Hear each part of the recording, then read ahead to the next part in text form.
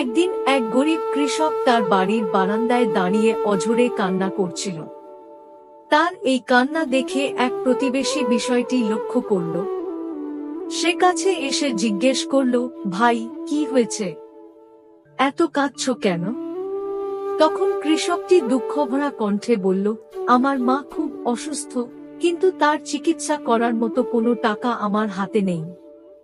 কথাটি শুনে প্রতিবেশী তাকে সান্ত্বনা দিয়ে বলল, তুমি আমার কুড়ালটা নিয়ে জঙ্গলে গিয়ে কাঠ কাটো, সেগুলো বিক্রি করলে কিছু উপার্জন হবে। এই কথা শুনে কৃষক খুব খুশি হল।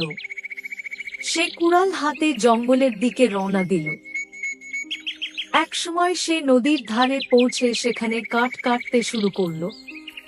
পরে সেই কাঠ বাজারে নিয়ে গিয়ে বিক্রি করে কিছু টাকা উপার্জন করল। সেই টাকা দিয়ে সে তার মায়ের জন্য ফল ও ওষুধ কিনে নিয়ে গেল।